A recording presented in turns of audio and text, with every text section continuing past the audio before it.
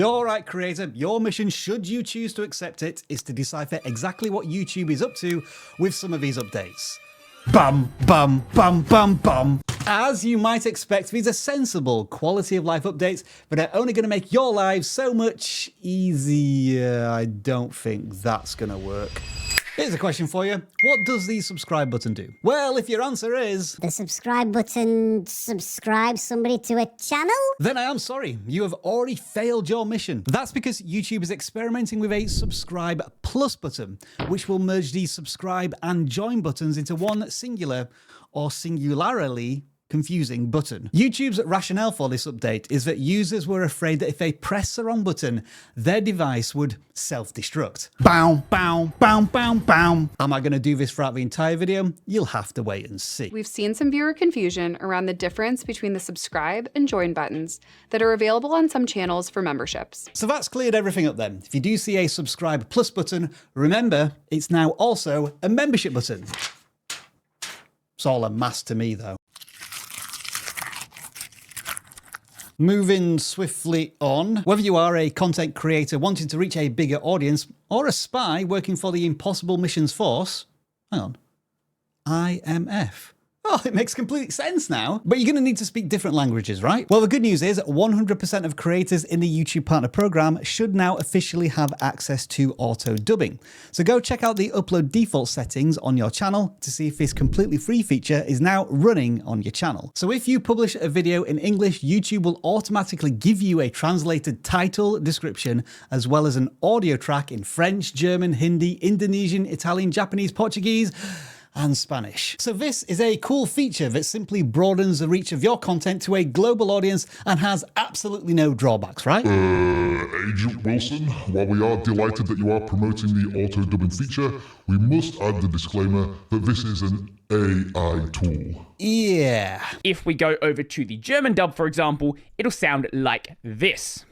Heutzutage haben wir ein fantastisches Gerät, das Steam Deck. For some reason, I am dubbed with a female voice, but it happens on every single language. Hoje em dia, temos dispositivo fantástico, o Steam Deck. Now, I guess this is the point at which AI defenders will say, yes, but you do understand, my friend, that this is the worst the tool is ever going to be. It will get better from this point onwards. And I do see their point. And do remember that this feature, while free, is only available to creators in the YouTube Partner Program. So I do hope that motivates you to complete your training, my young Padawan. Hang on, that's the wrong franchise, isn't it? Bum, bum, bum, bum, bum.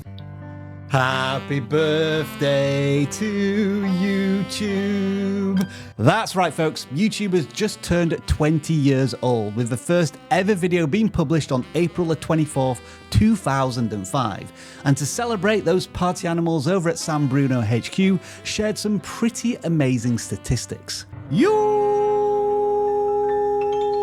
Did you know, for example, that YouTube users average over 100 million comments on videos on a daily basis, and that 96.9% of them are incredibly nice and positive comments?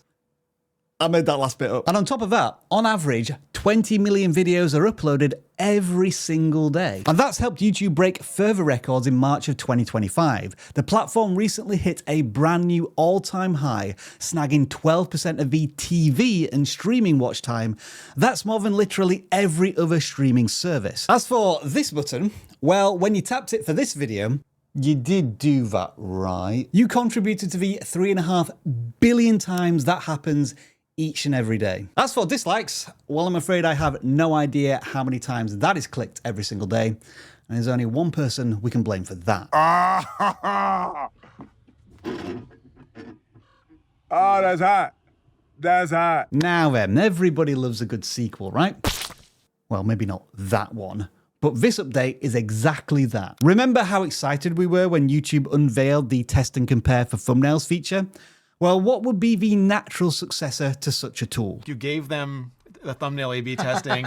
Now, because we're creators, we would love title A/B testing. I will say on title A/B, watch this space. The basic premise here being that you would test 3 titles at the same time on a video with your audience, see which one performs best, and then go with that one permanently for the video. At this stage, I have no idea if this is going to work in conjunction with thumbnail A/B testing, but this did get us thinking. what other features would you like to A/B test? Let us know in the comments below. The rumor is YouTube are currently testing this with a select number of creators who are on something called the knock list, which is a closely guarded secret. And if it's only in a testing phase, that means that this tool could be months, if not years away. However, fortunately for you, I have procured said knock list. Oh no, wait, it's not a knock list, but it's something far, far better. Also, Mr. Creator Liaison, you're not fooling me with a plant pot and all of those YouTube stickers. There's no one provided you with a Chromebook yet. Now then, remember that cool face flip thing Tom Cruise did earlier on? Well, what if YouTube pulled the same trick? Alright, so maybe that was too subtle, but what if I draw your attention to the play controls at the bottom of the video? Everything's gone a bit bubbly, with the major change being that the volume control has been shunted over to the right hand side with a vertical slider instead of a horizontal one. Now this update was discovered by our very own John Scott, and it feels like one of those updates nobody ever asked for. But alright YouTube, fine, you win I guess. I'll do what I always do and get used to it. It would be nice if YouTube focused more on fixing things that were actually broken, but maybe that's their mission impossible. Bow, bow, bow, bow, bow. Moving on. In order to get monetized and start receiving that sweet, sweet YouTube cash, every creator must complete YouTube's PIN verification process. And rather incredibly, in 2025, this is still done through physical mail. To make the verification process easier for creators, we're introducing an optional process that doesn't rely on mail in 24 markets. Do you want to know who the biggest winners are on this update? Trees, but it should also make it much faster and less stressful for creators to get monetized. There is just one problem with this update. I don't know what these 24 markets are because there's no info on the support pages about it. It's a bit like trying to explain this scene in Dead Reckoning, which, as many times as I've watched it, is utterly impossible. And now for the climactic finish we've all been building up to for the last tension-filled 7 minutes. Copyright claims.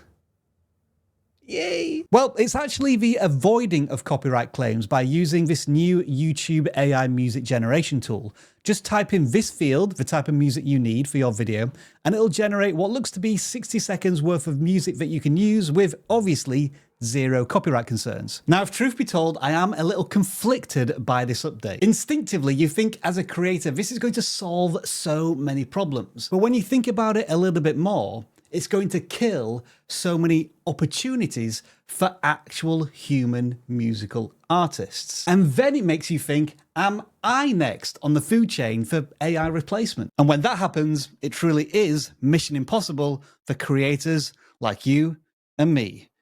Mwah, mwah, mwah, mwah, mwah. So then, creator, which YouTube updates excite you the most? Do let us know in the comments below. But perhaps more importantly, why have I been reading off blank pieces of paper?